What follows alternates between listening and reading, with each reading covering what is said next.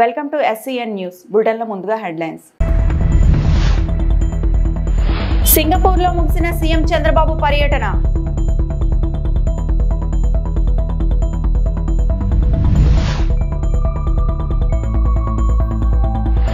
ఆత్మస్థైర్యం కోల్పోవద్దు, లక్ష్మీనారాయణకు ధైర్యం చెప్పిన YS Jagan.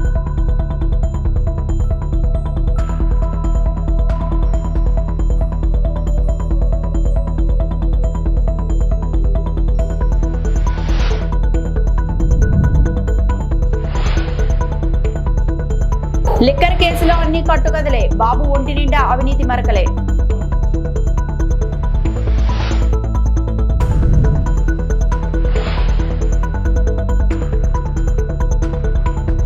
AP CM Chandrababu Naidu బృందం సింగపూర్ పర్యటన ముగిసింది.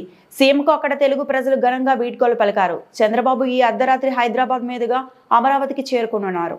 4 రోజుల పర్యటనలో వివిధ ప్రముఖ సంస్థల ప్రతినిధులతో సీఎం చంద్రబాబు సమావేశమయ్యారు. రాష్ట్రంలో పెట్టుబడులు పెట్టాలని ఆయా సంస్థలను ఆహ్వానించారు. రాష్ట్ర ప్రభుత్వం తరపున అవసరమైన అన్ని సౌకర్యాలు కల్పిస్తామని హామీ ఇచ్చారు. చంద్రబాబుతో పాటు మంత్రులు నారా లోకేష్, నారాయణ, టీజీ భరత్, వివిధ శాఖలకు చెందిన పలువురు ఉన్నతాధికారులు సింగపూర్ పర్యటనకు వెళ్లిన సంగతి తెలిసిందే.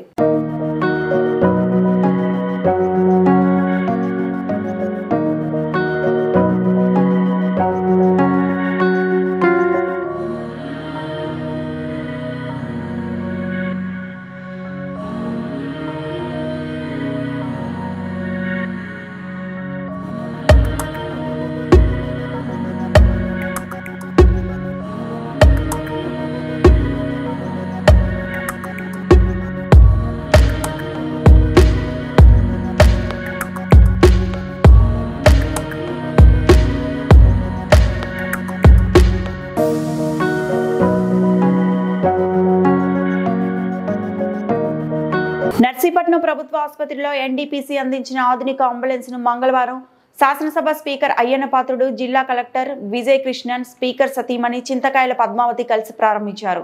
ఈ సందర్భంగా ఆసుపత్రి అభివృద్ధి కమిటీ సమీక్ష సమావేశం నిర్వహించగా స్పీకర్ ప్రసంగిస్తూ ఆసుపత్రిలో గతంలో కంటే ఇప్పుడు 80% మెరుగుదల కనిపిస్తోందని, మిగిలిన 20% కూడా పూర్తిగా మెరుగుపరిచి ఆసుపత్రికి మంచి పేరు తీసుకురావాలని సూచించారు. క్లీనింగ్ పట్ల తృప్తికరత లేకపోవడం గమనించారు. అయితే మిగిలిన అంశాల్లో మార్పు స్పష్టంగా కనిపిస్తుందని చెప్పారు. హాస్పిటల్కి కావాల్సిన అవసరాలను డాక్టర్లను అడిగి తెలుసుకున్నారు.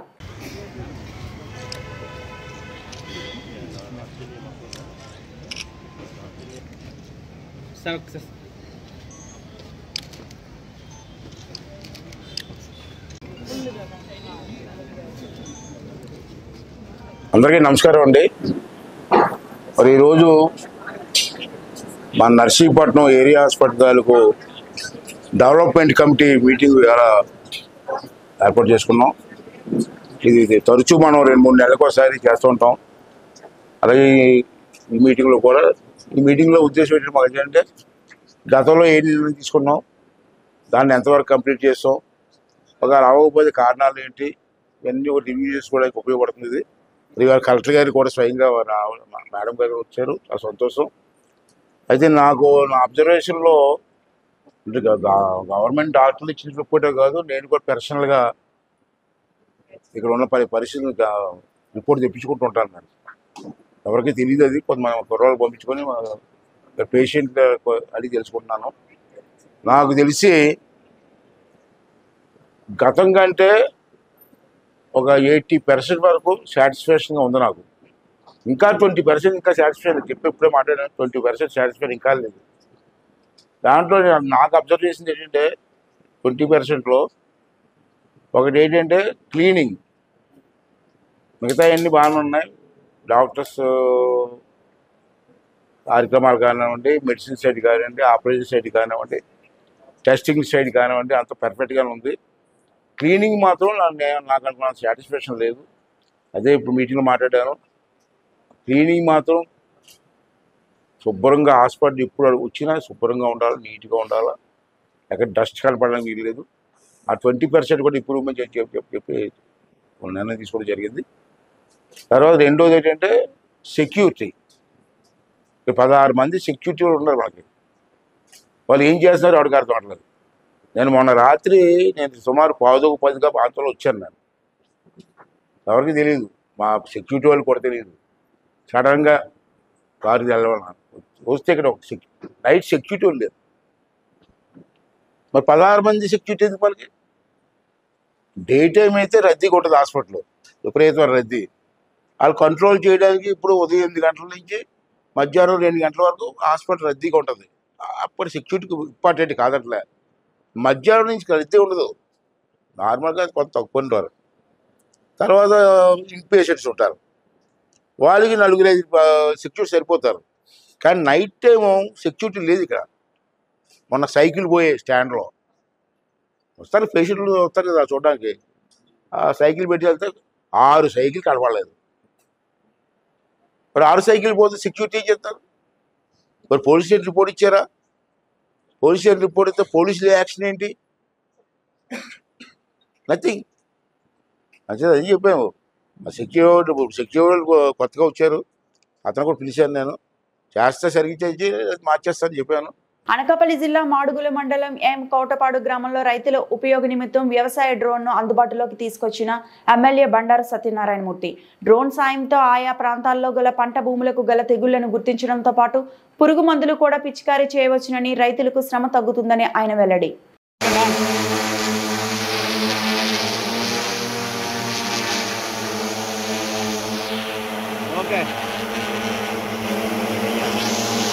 అంబేద్కర్ కోనసీమ జిల్లా అమలాపురంలో 8వ రాష్ట్ర వడ్రంగి ఆవిర్భావ దినోత్సవ సభ. 8వ వడ్రంగి ఆవిర్భావ దినోత్సవ సభకు ముఖ్య అతిథిగా హాజరైన రాష్ట్ర కార్మిక శాఖ మంత్రి వాసంశెట్టి సుభాష్.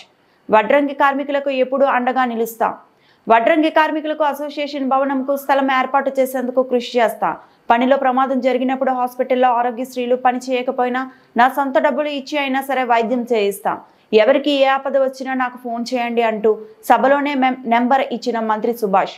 వడ్రంగి కార్మికుల సమస్యలు ప్రభుత్వం దృష్టికి తీసుకువెళ్తా, కార్మిక శాఖలో ఉన్న నేను కార్మికులందరికీ ఒక కార్మికుడిగా పనిచేస్తాను, రాష్ట్ర కార్మిక శాఖ మంత్రి వాసంశెట్టి సుభాష్ అన్నారు.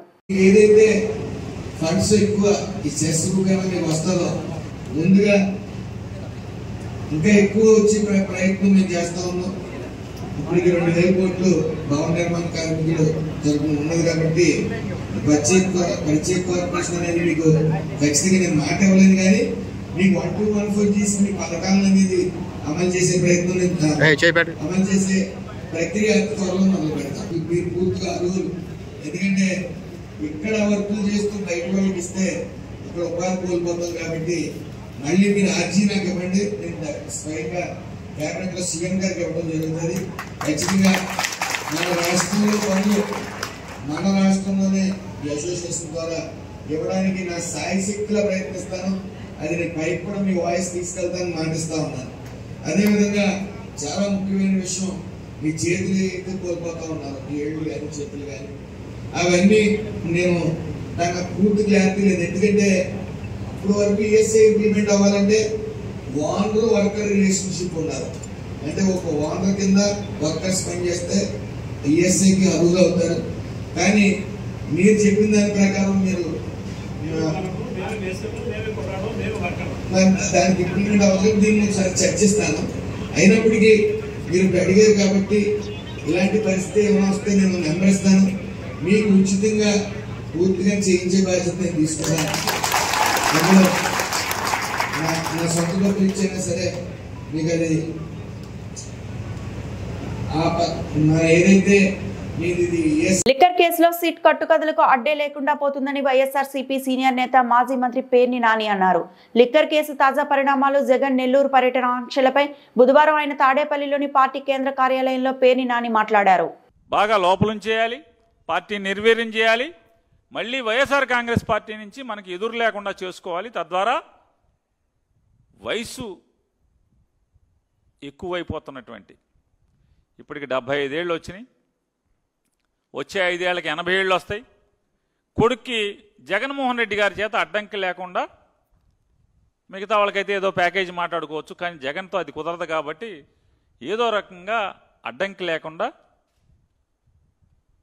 జైల్లో పెట్టి తద్వారా పార్టీని లెగలేకుండా చేయాలనేటువంటి వీళ్ళందరి సామూహిక కుట్రలో భాగమే రోజు వీళ్ళు వండి వార్చేటువంటి వార్తలు. దానిలో భాగంగానే ఇవాళ సిట్లో ఇన్ఫర్మేషన్ ఇస్తారు. ఎవరో వరుణో సందేశో లేకపోతే అగ్నో పేరు మీద ఆయన పట్టుకున్నాం. ఆడు పలానా చోట సమాచారం ఇచ్చాడు, వెళ్ళాం, 11 కోట్లు పట్టుకున్నాం. ఆ 11 కోట్లు జగన్మోహన్ రెడ్డి డబ్బులు ఇవన్నీ కూడా ఇది లిక్కర్ స్కామ్లో డబ్బులే చెప్పేటువంటి వార్త వెంటనే వండేస్తారు. మొత్తం అంతా కూడా వండేసి పొద్దు నుంచి అడావుడిగా చెప్తారు. అసలు నేను ఈ రాష్ట్ర ప్రజలను కూడా ఒక్కసారి ఆలోచన చేయండి. వీళ్ళ పచ్చ మీడియా ఏ రకంగా జగన్మోహన్ రెడ్డి గారి మీద రోజు వార్తల్ని అంటే తప్పుడు వార్తల్ని ఏ రకంగా వండి వారుస్తున్నారు. మషాళాలు దట్టించి చంద్రబాబు ఇచ్చిన సమాచారానికి మషాళాలు దట్టించి ఏ రకంగా ప్రజల్లో జగన్మోహన్ రెడ్డి గారి పట్ల ఉన్న ప్రేమని ఎలా తగ్గించాలి, లేదా చంద్రబాబు నాయుడు గారికి కూటమి ప్రభుత్వం మీద ఉన్నటువంటి పెరుగుతున్నటువంటి ఏహ్యభావాన్ని లేదా కోపాన్ని దానికన్నా జగన్మోహన్ రెడ్డి గారి మీద ఈ ద్వేషాన్ని ఏ రకంగా మలచాలి, ఇటు నుంచి అటు మలచాలి. పల్నాడు జిల్లా సత్తెనపల్లి నియోజకవర్గం రాజుపాలెం మండలం పెదనెమలిపురికి చెందిన వైఎస్ఆర్సీపీ అభిమాని గుత్తా లక్ష్మీనారాయణ పార్టీ అధినేత వైఎస్ జగన్మోహన్ రెడ్డిని కలిశారు. గ్రామంలో తొలి నుంచి వైఎస్ఆర్ కాంగ్రెస్ పార్టీ అభిమానిగా కొనసాగుతుండడాన్ని జీర్ణించుకోలేకపోతున్న పెదనెమలిపురం టీడీపీ నాయకులు రాష్ట్రంలో టీడీపీ కూటమి ప్రభుత్వం ఏర్పడిన నాటి నుంచి తనను తీవ్రంగా వేధించడంతో పాటు ఒకసారి దాడి చేసి చేయి కూడా విరగ్గొట్టారని లక్ష్మీనారాయణ వైఎస్ జగన్ దృష్టికి తీసుకెళ్లారు. మరోవైపు స్థానిక డీఎస్పీ ఒకరు ఏకంగా కులాన్ని ప్రస్తావించి కమ్మ కులంలో పుట్టి రెడ్డిలకు చెందిన పార్టీలో ఎందుకున్నామని దూషించారని, దీంతో తీవ్ర మనస్తాపం చెందిన తాను పురుగుల మందు తాగి ఆత్మహత్యకు ప్రయత్నించానని చెప్పారు.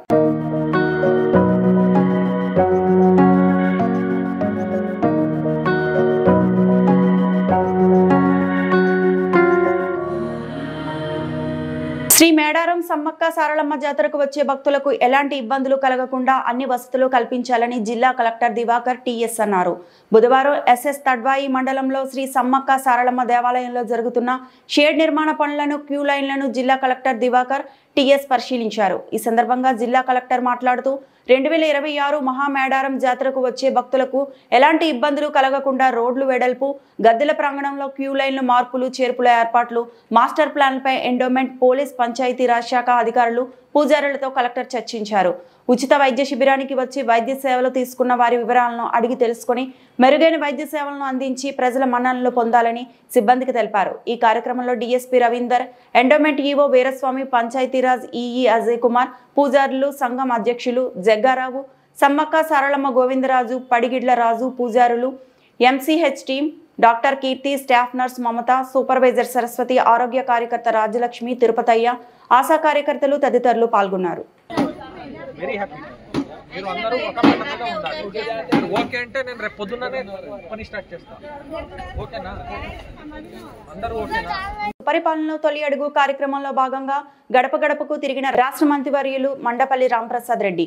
తెలుగుదేశం పార్టీ ప్రభుత్వ పాలనపై ప్రజల నుంచి మంచి స్పందన లభిస్తోంది. అన్నమయ్య జిల్లా లక్కిరెడ్డిపల్లి మండల కేంద్రంలో సుపరిపాలనలో తొలి అడుగు కార్యక్రమంలో భాగంగా రాష్ట్ర మంత్రివర్యులు మండిపల్లి రాంప్రసాద్ రెడ్డి గడప గడపకు వెళ్లి ప్రభుత్వం అమలు చేస్తున్న సంక్షేమ పథకాల గురించి ప్రతి కుటుంబానికి తెలియజేస్తూ వారికి ఏమైనా సమస్యలు ఉంటే అడిగి తెలుసుకుంటూ సమస్యలను పరిష్కరించడం జరుగుతోంది. సుపరిపాలన కార్యక్రమం గురించి రాష్ట్ర మంత్రివర్యులు మండపల్లి రాంప్రసాద్ రెడ్డి మాట్లాడుతూ రాష్ట్ర ముఖ్యమంత్రి నారా చంద్రబాబు నాయుడు ఎన్నికలకు ముందు ప్రజలకు ఇచ్చిన హామీ ప్రకారం సూపర్ 6 పథకాలను ఒక్కొక్కటిగా అమలు చేస్తూ ప్రజల నుంచి ఇది మంచి ప్రభుత్వం అని అనిపించుకుంటున్నారని, గత ప్రభుత్వంలో వృద్ధాప్య పెన్షన్ సంవత్సరానికి 250 చొప్పున 5 సంవత్సరాల కాలంలో 1000 రూపాయలు పెంచడం జరిగిందని, ప్రస్తుతం మన ప్రభుత్వం ఒక్కటేసారి 1000 రూపాయలకు పెంచి 4000 రూపాయలుగా ప్రతి నెల 1వ తేదీన ఇవ్వడం జరుగుతుందని, అలాగే తల్లికి వందనం పథకం ద్వారా అర్హత ఉన్న ప్రతి విద్యార్థికి 15,000 రూపాయలు చొప్పున అందించడం జరుగుతుందని, పేదవారి ఆకలి తీర్చాలని మంచి సంకల్పంతో అన్నా క్యాంటీన్ ప్రారంభించి వారికి ఉచితంగా భోజనం అందించడం జరుగుతుందని అన్నారు. ఈ కార్యక్రమంలో టీడీపీ నాయకులు ఆనంపల్లి రాంప్రసాద్ రెడ్డి, మాజీ మార్కెట్ కమిటీ చైర్మన్ గాజుల ఖాదర్ బాషా, లక్కిరెడ్డిపల్లి మండల టీడీపీ నాయకులు యనమల మదన్ మోహన్, షఫీ నాయక్, టీడీపీ కార్యకర్తలు, అభిమానులు, ప్రజలు పాల్గొన్నారు. ఆర్వి కృష్ణారెడ్డి, అన్నమయ్య జిల్లా ఇన్ఛార్జ్. మనకు ప్రజలంతా ఒకటే, మనకేం వైసీపీ కార్యకర్తలతోనే మన పని, ప్రజలతో కాదు. వైసీపీ లీడర్లు, కార్యకర్తలు వాళ్ళు రాజకీయం చేయాలా, మనం చేయాలా. పేద ప్రజల కోసం మనకి ఎక్కడ వాళ్ళ మీద రక్షణ రాద్ధాంతాలు లేవు.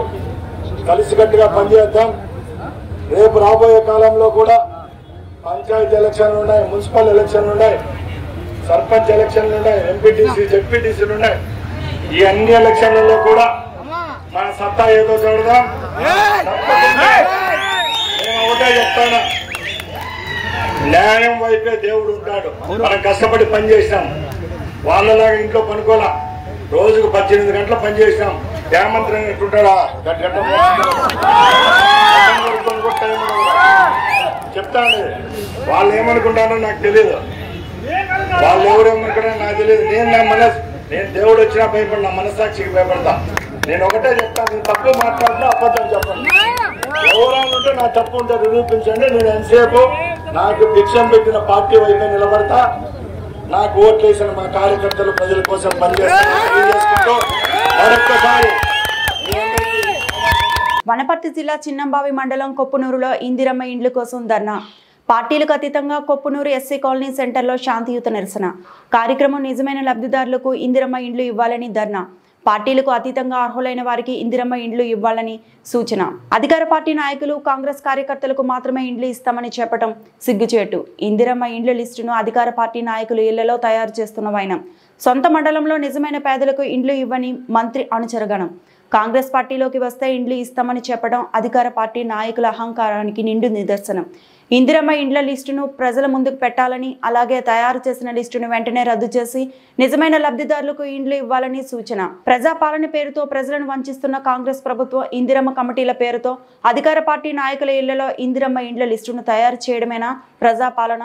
ప్రజాప్రభుత్వం అంటే అధికారులు నిజమైన లబ్ధిదారులకు ఇందిరమ్మ ఇండ్లు ఇచ్చే వరకు కొప్పునూరులో నిరసన కార్యక్రమాలు ఆగవు. ఈ యొక్క నిరసన కార్యక్రమంలో పార్టీలకు అతీతంగా నిజమైన లబ్ధిదారులు పాల్గొన్నారు. సరే, మా రెండో అన్న అంటే సొంతంగా ఇల్లు కట్టుకున్నాడు, ఆయన వదిలిపెట్టు. నాకు పరిస్థితి మరీ దారుణంగా ఉంది. నాకు ఇల్లు లేదు. నాకు ఇల్లు కావాలని చెప్పేసి ఎన్నోసార్లు అధికారులకు మొరపెట్టుకున్నా కానీ ఇల్లు ఇవ్వట్లేదు. ఈ తమ్ముడు ఉన్నాడు. ఈ తమ్ముడు నడి బజార్ను అందరు ఊరు మొత్తం చూసుకుంటూ పోతే అందరికీ తెలుసు, గుడిసె వేసుకొని బతుకుతున్నాడు. ఎన్నో సంవత్సరాల నుంచి గుడిసె ఉంది, కళ్ళతో అందరం చూస్తున్నాము. మరి ఈ తమ్ముని పరిస్థితి అదేవిధంగా ఇక్కడ ఉన్నటువంటి అందరూ కూడా ఎవరికి కూడా ఆయన కొప్పునూరుకి వచ్చి దాదాపు ఒక 40 సంవత్సరాలు అయింది. అంటే మీరు కాంగ్రెస్ పార్టీలో ఉన్నటువంటి వాళ్ళకే ఇండ్లు ఇస్తారా? అదైనా స్పష్టంగా చెప్పండి. మేము అడగం, ఇంకా మా కాంగ్రెస్ పార్టీ వాళ్ళకే మేము ఇండ్లు ఇస్తాము, మీరు అడగొద్దు బాయ్ అని చెప్పండి, మేము అట్లే ఊరుకుంటాం. కానీ ప్రభుత్వం కాంగ్రెస్ పార్టీ నాయకుల కొరకు ఉందా? కాంగ్రెస్ పార్టీ కార్యకర్తలకే ప్రభుత్వం ఉందా? మేము కూడా ప్రతి వస్తువు మీద ట్యాక్స్ కడుతున్నాము. మా డబ్బులు కూడా రాష్ట్ర ప్రభుత్వం నడవడానికి మా డబ్బులు కూడా మేము చెల్లిస్తున్నాము. అంటే మేము ఏం చెప్తున్నామంటే నిజమైనటువంటి లబ్ధిదారులు ఏదైతే ఇప్పుడు ఆగమేఘాల మీద 30 ఇండ్లు లేకపోతే 35 ఇండ్లు ఇస్తుండ్రో అది కూడా లిస్ట్ బయట పెడతలేరు. మేము ఒకటే డిమాండ్ చేస్తున్నాం అధికారులని, పంచాయతీ కార్యదర్శి కానివ్వండి లేకపోతే ఎంఆర్ఓ ఎంపీడీఓకి అప్పీల్ ఏం చేస్తున్నామంటే అసలు కొప్పునూరు గ్రామానికి ఎన్ని ఇళ్ళు శాంక్షన్ అయినాయి, ఎవరెవరికి అయినాయి, అది లిస్ట్ ఇలా బహిరంగంగా ప్రకటించండి, గోడల మీద అతికించండి. అసలు నిజమైన లబ్ధిదారులు ఎవరైనా పబ్లిక్ చూస్తారు కదా, నిజంగా వీళ్ళు అర్హులేనా అర్హులు కాదా అనేటువంటిది పబ్లిక్ ప్లేస్లో నోటీస్ బోర్డు లాగా నువ్వు అతికిస్తే లిస్టుని అందరు కూడా చూస్తారు. చూసి నిజంగా ఈయన అర్హుదా కాదా, అర్హత ఉందా లేదా అనేటువంటిది అందరు ప్రజలు కూడా చూస్తారని చెప్పి మేము డిమాండ్ చేస్తున్నాం. దొంగచాటున వచ్చి ఫోటోలు దిగిపోతున్నారు. అసలు ఎందుకు ఇంత ప్రజాపాలన అంటారు, ప్రజల కోసం ఉంది అంటారు, మేము గొప్పలు మేము చేసినాము మేము చేస్తున్నామని గొప్పలు చెప్పుకుంటారు. ఇదేనా మీ గొప్పలు?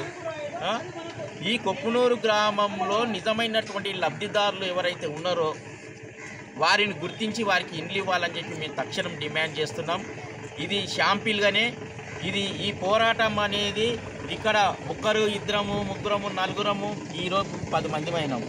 ఈ పోరాటం ఆగదు. నిజమైనటువంటి ఇప్పుడున్నటువంటి లిస్టును రద్దు చేసి నిజమైనటువంటి లబ్ధిదారులకు ఇండ్లు ఇవ్వాలని చెప్పేసి మీ సందర్భంగా డిమాండ్ చేస్తున్నాం. లేకపోతే ఈ పోరాటం ప్రతినిత్యం ప్రతిరోజు ఇక్కడ నిరసన తెలియజేస్తాం. అందరు ప్రజలను కూడా ఎవరెవరైతే ఇండ్లు రాలేదో వాళ్ళందరినీ కూడా సమీకరిస్తాం, వాళ్ళని కూడా ఈ ఉద్యమంలో భాగస్వామ్యం చేస్తామని చెప్పి ఈ సందర్భంగా తెలియజేస్తున్నాం. సాలూరు మండలంలో గిరిశేఖర గ్రామమైన బూర్జీ వలసలో బుధవారం ఇంటింటికి తెలుగుదేశం సుపరిపాలనలో తొలి అడుగు 4.1 కార్యక్రమాన్ని మంత్రి గుమ్మడి సంధ్యారాణి ప్రారంభించారు. తురాయిపాడు బీటీ రోడ్డుకు 2,20,00,000 రూపాయలు, ములక్కాయ వలస రోడ్డుకు 3,30,00,000, సాలూరు నుండి పూడి జైన్ వయా దుగ్గిసాగరం రోడ్డుకు 3 కోట్ల రూపాయలు, గర్ల కొత్త వలస ఆశ్రమ పాఠశాలకు 5,72,00,000, మావిడిపల్లి ఆశ్రమ పాఠశాలకు 2 కోట్లు. ఈ సందర్భంగా బూర్జి గ్రామంలో తెలుగుదేశం పార్టీ జెండాను ఆవిష్కరించి కార్యకర్తల్లో ఉత్సాహాన్ని నూరిపోసిన మంత్రివర్యులు ప్రతి ఇంటికి వెళ్లి ప్రజలతో నేరుగా మమేకమై మాట్లాడారు. వారి సమస్యలు, అభిప్రాయాలను శ్రద్ధగా విన్న మంత్రివర్యులుగాను అభివృద్ధి, గిరిజన సంక్షేమం పట్ల ప్రభుత్వ ఆలోచనలు వివరించారు. ప్రతి గ్రామం అభివృద్ధి బాటలో నడవాలి, ప్రతి కుటుంబం సురక్షితంగా జీవించాలి అన్నదే ఈ ప్రభుత్వం లక్ష్యంగా పనిచేస్తుందని తెలియజేశారు. ఈ మొత్తం అభివృద్ధి పనులను ప్రభుత్వం మంజూరు చేసినట్లు మంత్రి ప్రకటించారు. స్త్రీ శిశు సంక్షేమ శాఖ, గిరిజన సంక్షేమ శాఖ పట్ల ప్రభుత్వం తీసుకుంటున్న చర్యలు, ప్రాంతీయ సమతుల్యత కోసం చేస్తున్న కృషిని మంత్రివర్యులు వివరించారు. గిరిజనుల అభివృద్ధి పట్ల ప్రభుత్వం అంకిత భావంతో పనిచేస్తుందన్న విషయాన్ని హైలైట్ చేశారు. ఈ సందర్భంగా గ్రామస్తులు మంత్రిను సంప్రదాయబద్ధంగా ఘనంగా స్వాగతించారు. పూలదండలు, హారతులతో మంత్రిని సత్కరించారు. గ్రామస్తుల ఆత్మీయతను చూసి మంత్రి సంతృప్తి వ్యక్తం చేశారు. కార్యక్రమంలో సాలూరు మండల టీడీపీ అధ్యక్షులు ఆమదాల పరమేష్, సీనియర్ నాయకులు బసవయ్య, ఎంపీటీసీ అప్పికొండ రమాదేవి, గ్రామ పార్టీ ప్రెసిడెంట్ అప్పలస్వామి, మచ్చ శ్యామ్ ప్రసాద్, శ్రావణి, రాజారావు పాల్గొన్నారు. పెన్షన్లు, తల్లికి వందనం, అలాగే ఫ్రీ గ్యాస్ సిలిండర్లు ఎత్తండి. ఎంతమందికి వచ్చాయి ఫ్రీ గ్యాస్ సిలిండర్లు, తల్లికి వందనం, ఎవరింట్లో పెన్షన్లు ఉన్నాయి చూసారు, అందరూ ఎత్తారు. ఈ వార్తలు ఇంతటితో సమాప్తం.